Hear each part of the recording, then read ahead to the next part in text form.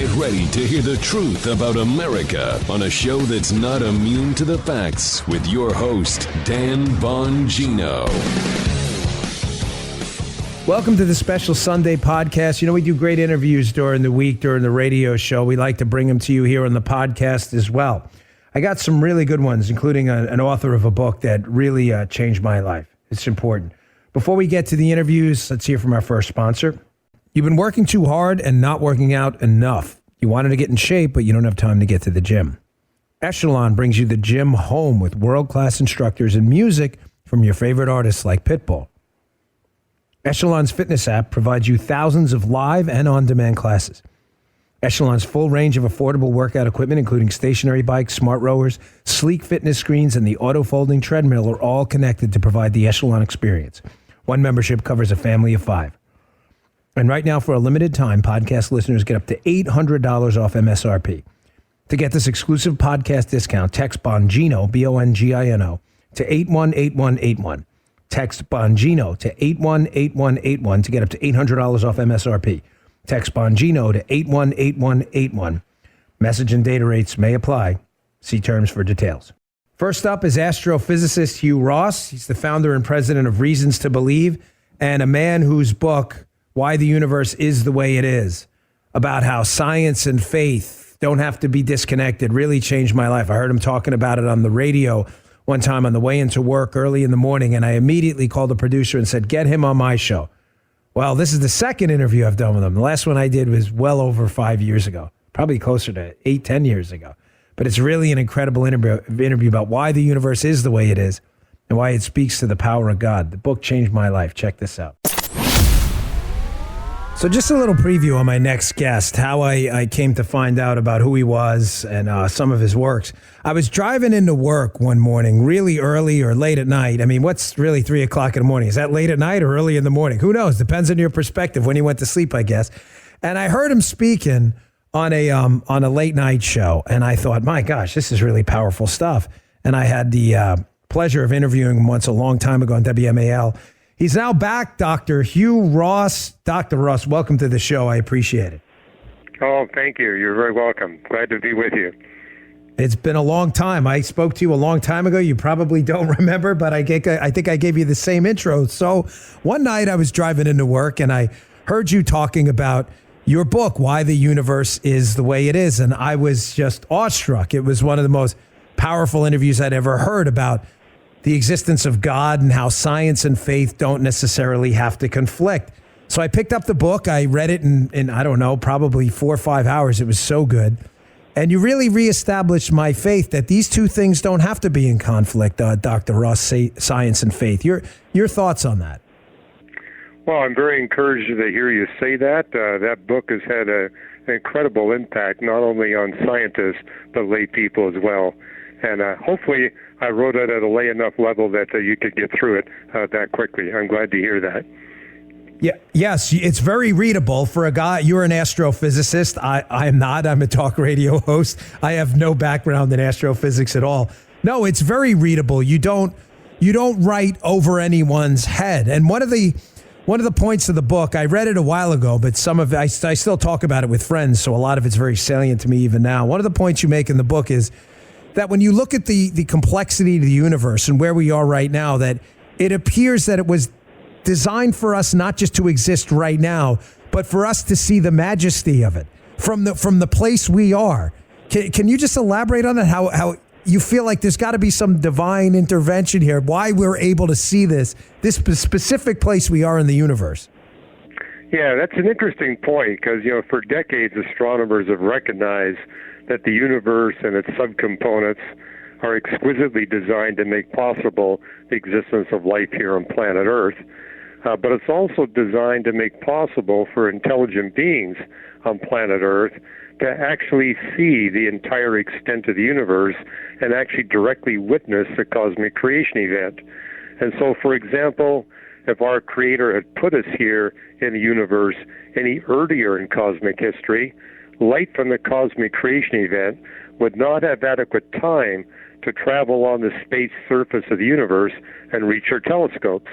So we would be forever ignorant about the cosmic creation event. On the other hand, if we were placed here any later in cosmic history, dark energy would be expanding the universe at a rate greater than the velocity of light, which again means light from the cosmic creation event would never reach our telescopes. We are here precisely at the time when we can witness 100% of the past history of the universe. And also there's a chapter in the book saying we're at the only location in the universe where intelligent life is possible, where those intelligent beings could actually witness 100% of the history of the universe. And I suggest that indicates that someone wanted us to be able to read the entire book. And and also that's where we get the most compelling, direct scientific evidence that there must be a causal agent beyond space and time who created and designed the universe for us human beings. It's our ability to be able to see what was happening in the universe when it was only a trillionth of a trillionth of a trillionth of a second old. The fact that we can get that close to the cosmic creation event, this is what allows us to see there has to be a God beyond space and time that created it and designed it specifically for our benefit. We're talking to Dr. Hugh Ross, author of the book that very seriously changed my life. It's called Why the Universe is the Way It Is. I can't encourage you in strong enough terms to go out and take a look. Doc, I as I read through the book, you get into that a lot in the book, that, listen, the chances of this happening and being alive at this time and intelligent life evolving when it did and us being in the universe at this specific location to look at the majesty of it all. You go into the mathematical probabilities, and like you said, it's a trillionth of a trillionth of a trillion. But about the concept of life in general, what leads you to believe in the book, if I just want the audience to hear this in layman's terms, that life was only possible here at this time, when it was initiated on Earth? If you could explain it. Yeah, well, a lot of people think, given the vastness of the universe, there's got to be multiple locations where life can exist. But you actually need the universe to be precisely the mass that it is, the size that it is, and the age that it is to get life on one planet. I do agree that there's about a trillion planets in the universe, but in order to have life in the universe, you need a vast universe. Make it slightly smaller in terms of its mass. The only elements you get are hydrogen and helium. Make it slightly more massive. All the elements are heavier than magnesium. And in both cases, you get a universe where there's no carbon, no oxygen, no nitrogen, and no possibility for life. And then it has to be exactly the right size. If it expands too quickly from the cosmic creation event, all you get is dispersed gas. But if you expand it too slowly, all the mass collapses into black holes and neutron stars. To get the galaxies, the stars, and the planets to make life possible, you have to exquisitely fine-tune the dark energy of the universe, the dark matter, the ordinary matter, the size of the universe, and the age of the universe. And that's just 5 of about 200 specific features of the universe that must be fine-tuned. And then in terms of what you need to get life, I mean, again, there's a trillion stars and a trillion planets, but we're orbiting the only star that has the characteristics that permits advanced life to exist. I mean, my peers have been searching for 65 years now, trying to find a star that's an adequate twin of the sun, that it could be a candidate to have a planet orbiting about it in which advanced life is possible. And in those 65 years, they found lots of stars that are twins of one another, but we've yet to find a twin of the sun. And likewise, we've now found about 5,000 planets beyond our solar system. And I remember a quarter of a century ago, when they were discovering the first of these planets, they said, we're going to find planets like Mars, like Saturn, like Jupiter, like Venus. And here we are, a quarter of a century later, and we've yet to find a single planet beyond the solar system that's like any one of the 8 planets in our solar system. So not only have we not been able to find a twin of the Earth, we can't find a twin of Neptune or Saturn or Jupiter.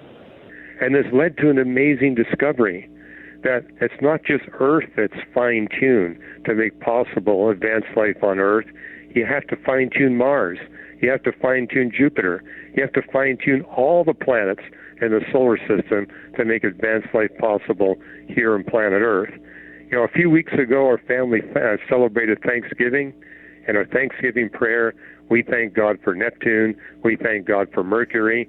We even thank God for the 5 asteroid and comet belts, because those belts are unlike belts that we see anywhere else in the universe. And each belt has to be fine-tuned to make possible turkey on our Thanksgiving table. We're talking to Dr. Hugh Ross, astrophysicist, and he wrote a book called Why the Universe Is the Way It Is. It's an amazing book. Very few books changed my life. This was one of them. Made me look at faith differently. Doc, I had Lee Strobel on last week. He wrote the book, The Case for Christ, another book that had changed my life, a terrific book. And although not an astrophysicist, he used reason and logic like you do to show that there's a strong likelihood that I'm right, that here's my hypothesis, here's my evidence, right? But I was wondering if I could get your comments on something else. I read a book a long time ago, too, The Road Less Traveled, was a bestseller for years. You may have probably heard of it. But he makes the point in the book, the psychiatrist, that, you know, human beings are odd. We kind of defy nature, and that the natural state of order in nature is disorder. You know, you let bushes grow and they grow irregularly. They don't grow in cute little squares. And yet it's interesting, as human beings, the longer we've been alive, the more we proceed towards order and not disorder. And, it's interesting that he kind of uses that story as evidence that there is a higher power guiding us along the way. I was wondering if I could get your thoughts on that. Well, we see that throughout the origin and history of life. I mean, we've written a book on origins of life, basically making the point, starting with physics and chemistry, you're never going to get a bacterium popping out unless God directly intervenes. I mean, we've been doing amazing experiments in laboratories. We're able to put together a few amino acids into a tiny short strand of part of a protein. But what we're discovering is you need someone who's highly knowledgeable and intelligent with a very well-financed biochemistry lab where we're only using pure ingredients in order to achieve these little tiny steps towards building life. And so a colleague of mine here at Reasons to Believe wrote a book called Creating Life in the Lab, basically saying our best efforts are basically demonstrating that the one who created life has to be many, many orders of magnitude more intelligent, more knowledgeable, more technologically equipped, and better financed than our best biochemists working on the origin of life. And then when you start from the first life form, trying to go up towards human beings, you're going against entropy. You're going against thermodynamics. And there was papers published just a few years ago saying what we see in the fossil record is the opposite of what you'd predict from a naturalistic or Darwinian perspective. From that perspective, you would see a proliferation of species that leads to new genera, and a proliferation of genera that leads to a new family, a new order, all the way up to a new phylum. But when you look at the fossil record, we see that the phyla show up first. They're not showing up last, they're showing up first. And you see multiple phyla showing up suddenly and simultaneously. It's the exact opposite of what you predict from a naturalistic perspective. And, these are atheist paleontologists that are writing this in the research papers, basically saying the more we learn about the fossil record, the more intractable it becomes to try to promote or suggest a materialistic model for life. Dr. Ross, thanks so much for spending the time. Your book is really, it's magic. I'm telling you, you read it. It's very hard to doubt the existence of the Almighty after getting through that book. It's just fantastic. Thanks for spending some time with us. If you like that book, anyone can get a free chapter of the book at reasons.org/Ross. What is it again, the website? Reasons.org/Ross? Reasons.org/Ross. You can get a free chapter of any one of my books. Excellent. Dr. Ross, thanks for your time. We really appreciate it. Thank you very much. Oh, you're very welcome. My pleasure. You got it. Folks, I'm telling you, I read the book. He's a very smart guy, obviously an astrophysicist, The book is not written over anyone's head. You don't even need a science background to get it. He lays out why we're here now, why we're the only intelligent beings in the universe, why we can see it, and then he lays out the chances of all these things coming together at one time. It's really an amazing piece of work. The book is called Why the Universe is the Way It Is. That was an incredible interview with Hugh Ross. As you can tell, you can see why he's such a powerful voice for the power of God and faith and how science, they're not disconnected. Coming up next is another one of my favorite authors with a terrific book, The Case for Christ, Lee Strobel. I want to tell you about a family-owned business I've come to love called Henry Repeating Arms. They make a line of lever-action rifles and shotguns that are made in America, or they won't be made at all. Folks, Henry does things the old-fashioned way, like providing award-winning customer service and an unlimited lifetime guarantee to protect you and future generations. They're true patriots who give back to our military, veterans, first responders, and they raise money for families with sick kids. There's more than 200 models to choose from in a variety of calibers and finishes, and they're all top quality and made with the finest craftsmanship I've ever seen in a lever action. Mine were accurate out of the box and been reliable ever since. So if you're dreaming about a new rifle or shotgun for hunting season, or the shooting sports, or land management, you're going to want to check out henryusa.com/Dan. Same goes for parents looking for a youth model and beginners ready for their first firearm. And for you collectors out there, be sure to check out their tribute rifles like the Law Enforcement Tribute Edition. I own one. Start by visiting henryusa.com/Dan and order their free catalog today. It comes with a list of dealers near you and a couple of free decals. That's henryusa.com/Dan for a free catalog and decals and to learn more about this great American company. Lee Strobel wrote the book, The Case for Christ, which really changed my life too. An amazing book. He was on the radio show this week to talk about the birth of Jesus and the meaning of the Christmas season. Take a listen. All right, welcome back to the show and a big, soon-to-be very Merry Christmas for all of you out there. I want to welcome back to the show a good friend to the show for his second appearance, a guy who wrote a book that changed my life. The book was called The Case for Christ. It's a magnificent book. Lee Strobel. Lee, welcome back to the show. Well, thanks so much, Dan. Merry Christmas to you and your listeners. Merry Christmas to you as well, my friend. So we spoke last time, and we'll be rerunning that interview. I got so much feedback about your book, The Case for Christ. Little background, folks. Again, Lee, people loved it. Lee was a journalist writing a book, and again, Lee, if I mischaracterize this, stop me, but trying to discredit the existence of Christ, and found himself becoming a believer while writing the book, and wrote about his journey in a book called The Case for Christ. It's magnificent. I just learned today, Lee, that you have a book as well called The Case for Christmas. So I am going to be picking this up today, and it turns out there are a lot of misconceptions about Christmas that you've discovered in your work. You want to go through some of them for us? Yeah, sure. One of the big misconceptions, I think, stems from the fact that there's a certain Greek word that was mistranslated in the original King James Version. It's the word katalima, which is a Greek word that refers to a guest house. And so when you read the story about the Christmas, everybody's familiar with it, that Mary and Joseph go to Bethlehem for the census, and they're turned away by the mean old innkeeper. And so she has to give birth either in a cave or in a stable or something like that. Well, there was really no innkeeper. There really was no inn. The word katalima that's used by the gospel writer Luke refers to a guest room. And so what this means, what actually happened is, in the first century in a Jewish home in Bethlehem, it would be one big room divided into two places. One place is for the animals to come at night, and they would keep the animals indoors. And there was a manger there with some hay for them to eat built into the floor, and a few steps up, and then a living area, which is where they would cook and sleep and so forth. And sometimes the animals would come upstairs. There's a couple stairs there into the living area, and so they had a manger there as well. Now, some of the wealthier Jewish families would have a second room, a guest room, called the katalima. And that's what the Bible is referring to. And so what happened was Mary and Joseph come into town, and there was no room for them in the guest room of the house. But there was room, apparently, in the family room, and that's where she gave birth, not in a cave, not in a stable. But there were animals around because they were allowed into the home at night. And so that part would be accurate. So I think people get the misconception there's this mean old innkeeper that somehow shunned Mary and Joseph from shelter.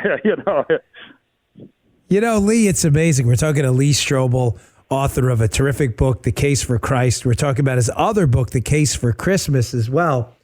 Lee, for a guy who really sought out in the beginning to, again, kind of try to discredit faith and belief in Jesus, you have become quite an evangelist for the cause. I mean, every time I talk to you, I learn something new, not just about my own faith, but about the history of Jesus Christ. I mean, he was a real man. I mean, and correct me if I'm wrong here. Again, there are historical secular accounts acknowledging that Jesus did exist, correct?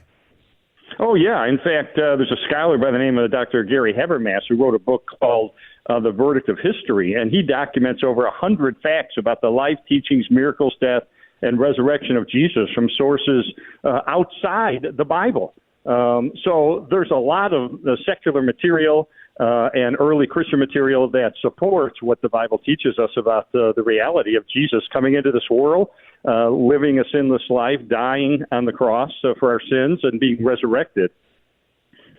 Let's talk about some other Christmas misconceptions. And you address all this in the book, The Case for Christmas. The idea that, where did the idea of a virgin birth come from here? Well, we have sources that go way, way back. In fact, from the first generation, Matthew and Luke both talk about the virgin birth, and they use different sources. So we have at least two sources that go back to the very early dawning days of Christianity, the first generation of believers. So those are very early sources. And then John and Mark, we have evidence from them as well about that suggests that the virgin birth is true. So this is something that goes way, way back.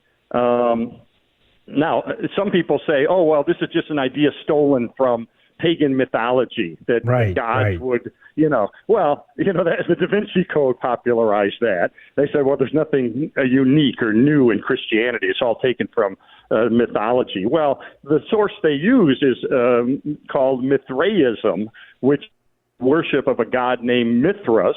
And they say, well, Mithras was born on December 25th of a virgin. He had 12 disciples. He campaigned for world peace. He was crucified and rose from the dead. So Jesus is just a copycat religion. They just took all that from this religion of Mithraism. Well, when you really research it, as I did, what you find is none of that is true.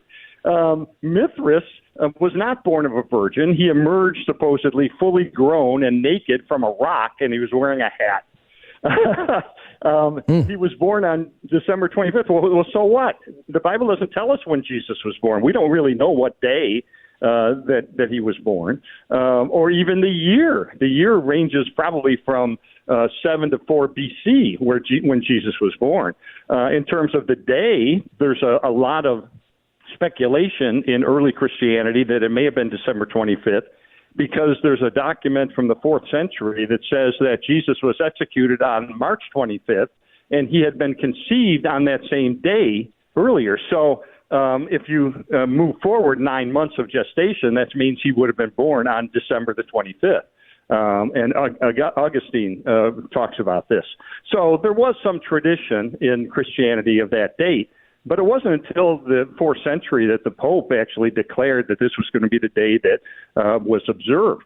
So, in the year 200, a bunch of theologians got together and tried to determine what day Jesus was born, and they determined it was May 20th, because the sheep were in the fields giving birth, and that happens in the spring.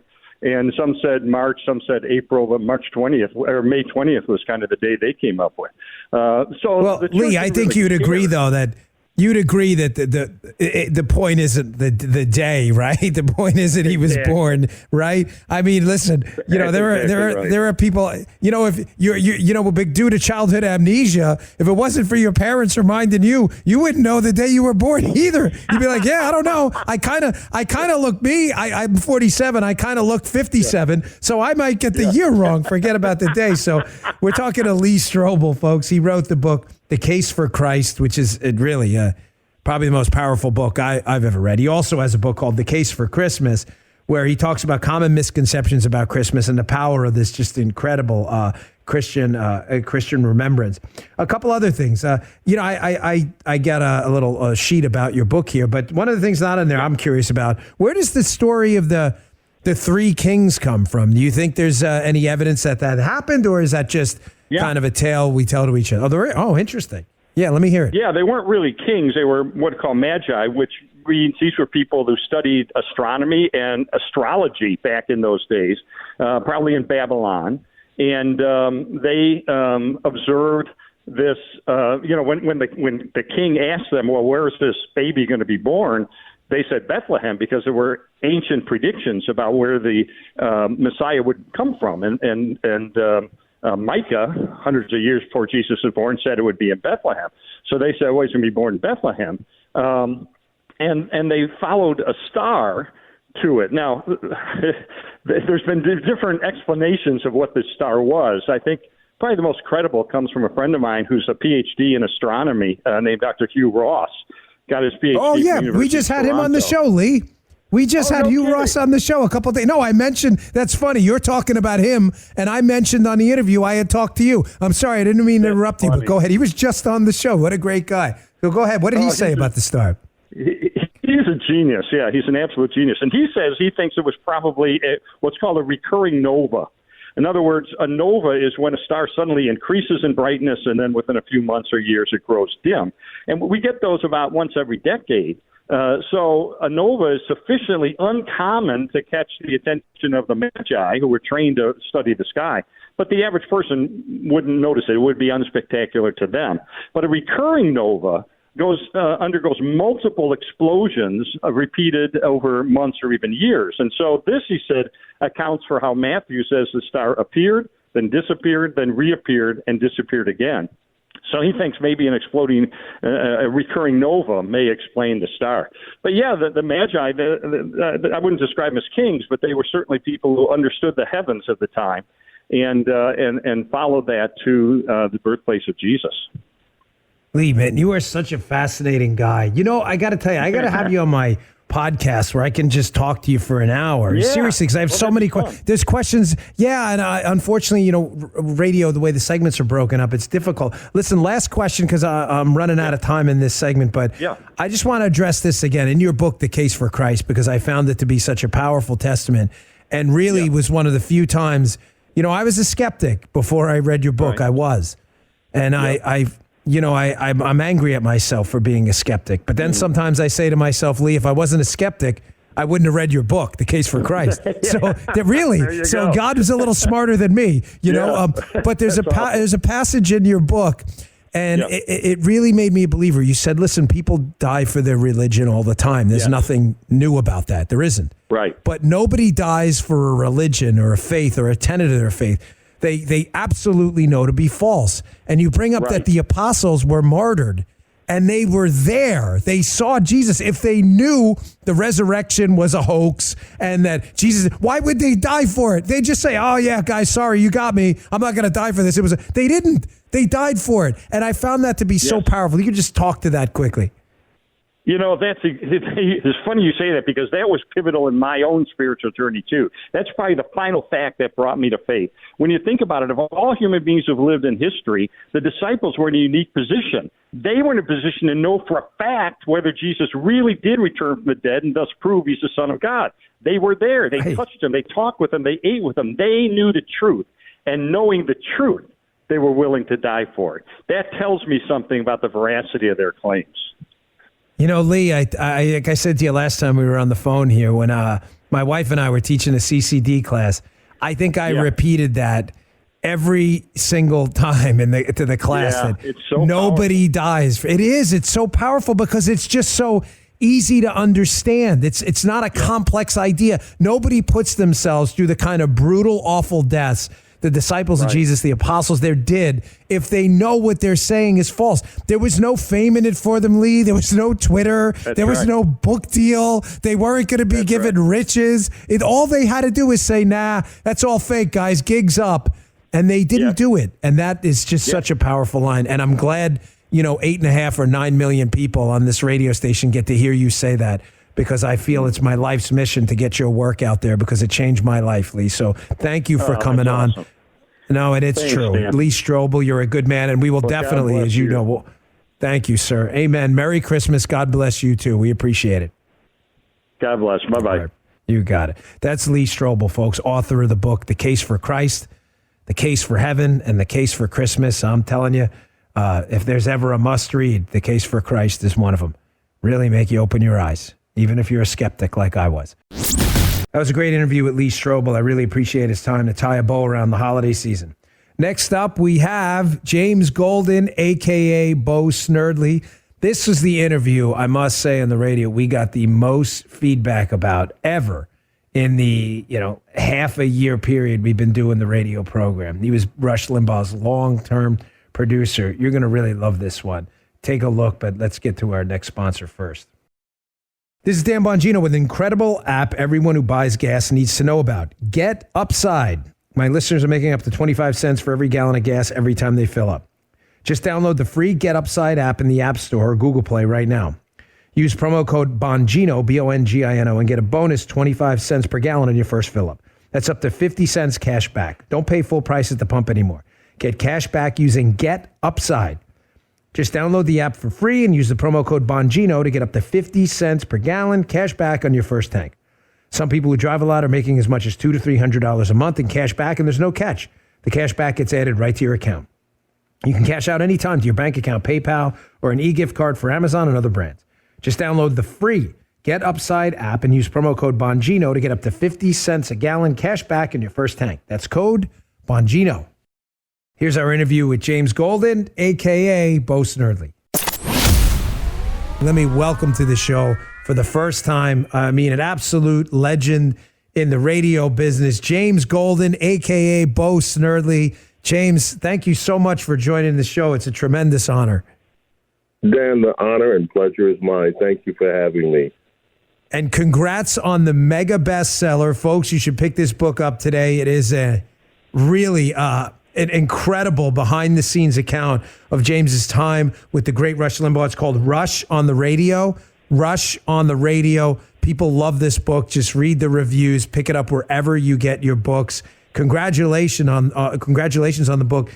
James, you were there, the entire time. He was, what I used to say about Rush in the early days when, we lost him way too early is it's not that Rush was, the greatest broadcaster at one time. Like the MVP of one season, right, James? You always get a guy who has a good season, whatever. Rush was for 30 years, dominated the business. He was an icon. He was the MVP for 3 decades. I mean, what's it like behind the scenes of that? You've got to be saying to yourself, gosh, I'm part of history here. Well, it's funny because it goes by so quickly and you're always so busy during the day-to-day thing, there's not much of a chance for reflection. And now looking back on it, number one, it's hard to believe that so much time passed so quickly. And then, of course, there's the sadness that he's not here. But then when I look at the accomplishments that Rush was able to have in his lifetime, what a magnificent legacy that he leaves behind. He not only changed radio in America, as saved AM radio, but his footprint extended to laying the groundwork for a social change in cable news. He opened the door because of his success as an author that turned into a cottage industry for conservative writers. He impacted because he was able to demonstrate that there was an audience for it.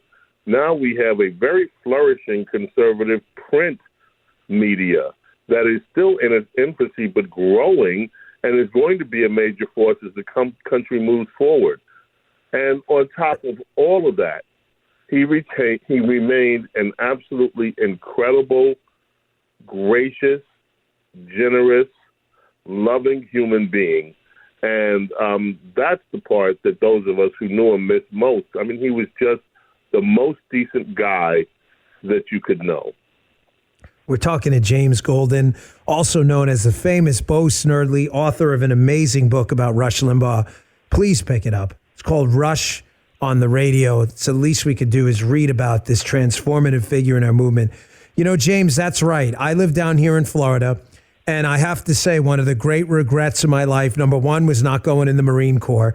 The NYPD called, and I didn't go, and I just hated it. But my second is I'd always wanted to meet Rush. I don't have pictures, I think, with that many famous people, but I just to meet Rush, and I know he'd heard it 1,000 times, James, how much he changed people's lives. I know it. But I felt an obligation to say it myself, what he did for me and how I was lost. I really was. I don't mean to wax philosophic, but I was just out there at sea. I didn't have any ideological moorings, and Rush changed all of that. He let me see it clearly for the first time, and I wanted to tell him before he was gone. And the people down in South Florida know how generous he was, what he did for local police departments and everything. Tell us about behind the scenes, what kind of guy he was. I know you discuss it in your book, Rush on the Radio, too. Well, part of it, people that believe that, okay, he was a bombastic. Look, there was a lot of tongue-in-cheek bombastity that was part of the radio performance. Behind the scenes, Rush was quiet, reserved, very, very polite. I mean, you can really tell a lot about somebody, Dan, you know this. When you watch people that have achieved a level of fame and then you see how they treat other people around them, I don't care who it was. Somebody could bring Rush a cup of coffee. They always got an attentive, thank you, sir, thank you, ma'am, whatever. The manners were always there. The appreciation for the smallest thing that someone would try to do for us was always there. And that even extended to the other things of his success. I remember I walked in the studio one day. I don't know why this came up, but I asked him about the plane. He loved to talk about EIB-1 and being on. I said, Rush, does it ever get old? And he looked at me, he said, no. He said every day, every time he was able to get on his plane, and he said he always had to pinch himself, and it was always a feeling of gratitude. Like, wow, this is still incredible. It was still awe-inspiring to him. He never forgot where he came from. He never forgot that he came up in middle-class America, and those were his values from beginning to end, and he didn't complain either. Dan, that's the other thing. I don't know about you, but if I get a death sentence, I'm not working anymore. I'm going to do some of the things that I want to do before time's up. Rush's bucket list was his audience. Every single day that Rush wasn't in treatment or dealing with the ill effects of treatment, he was at work. And his shows were flawless. They were as well prepared as he had prepared any other show, which was time-consuming. He delivered them. You wouldn't know anything was wrong with him. But then after the show, the three of us that were in there with him, normally we could tell how much it had taken out of him to do those performances, and it was a lot. And it was very sad to see how weak he was towards the end. But you couldn't tell when that mic was on. He gave everything. He didn't leave anything on the table, Dan. We're talking to James Golden, Rush Limbaugh's former producer, also known as Bo Snerdley, and the author of an amazing book about Rush Limbaugh called Rush on the Radio. Please go pick it up. James, it's hard for me to talk about Rush without getting choked up. I got to imagine it's probably the same. I mean, no one knew him as well as you did, but his last show, we didn't know it was his last show. I'm assuming you probably didn't either. I mean, he got sick fast. Neither did he. And I remember the last show, and I'm sure you remember every word of it. And I was sitting there, and I remember I was actually shaving in my bathroom, and I used to play him on the phone, on the app. I'd play and I'd listen to Rush because it was Rush. That's what you did. I grown up with Rush. And again, a great regret in my life. If I just would have known that was his last show, James, I would have listened differently. I mean, I would have just relished every single syllable of every word. And not that I wasn't listening intensely, it was Rush. But do you know what I'm saying? Where I feel like the cancer cheated us all, man. Like if we just would have known, like, hey, this is his last week, the whole nation would have been listening at the same time, knowing it was coming, but we didn't know. Cancer stole him from us. But you know what? We have 33 years and thank goodness so much of it is recorded, so much of it is archived that Rush did. And then we have the books. And not only that, here's what we also have, Dan. We have you. We have everybody that felt like, look, I'm a fan just like you are. My seat was better because I was just in the studio. But we have now Rush's legacy on the radio in so many different places, every time slot that you can consider. People, fans of Rush everywhere, and they are on the air and they're carrying on the things that he talked about. And what an amazing thing to have happen. Dan, you know, your rise is pretty spectacular. It reminds me of the rise that Rush had. All of a sudden, you start hearing this name, and then you hear it more, and you hear it more. And now look at you. And this has happened so quickly. And so hopefully you're going to be with us for the next 30 years to carry on. And the next 30 plus years, I should say, at least. God willing. I hope so, James. But lives on. I hope so. I really do. I just, I just, I don't know how to say it without sounding like a crazy person, but I just feel like I'm letting his audience down. I just do. I mean, I listened to Rush, and Rush was like, no, I do, James. I do. I mean it. That's not like me trying to like fish for a compliment. I mean it. I listened to him for 30 years, and you said something before that was so right. You know, every radio host, me included, has a bad day. When I was going through chemo, and I had a few bad podcasts. I couldn't pay attention. I just couldn't. You get chemo brain fog. And, the thing about Rush is in 30 years, James, on my life, I cannot recall listening to one show thinking to myself, oh, Rush is tired today. How is that? And I feel like I'm letting you, I really do. I feel like they stole him from us, and that I feel like I don't even deserve to be here. I took it because I didn't want to, someone had to do it, and I felt an obligation. But I just feel like, no, there's never, ever going to be anyone even remotely comparable to what he did. But they don't have to be, Dan. You can be remotely comparable to who you are. Your best Dan is so freaking good. And so this is what the audience needs to hear. Your best Dan every day. Let me tell you something, Dan. There were plenty of days that Rush walked out of the show when he said he was kicking himself because he said, I could have done so much better today. I could have done so much better today. And I would shake there were times when he even shared that with us, and I would tell him, Rush, you know what?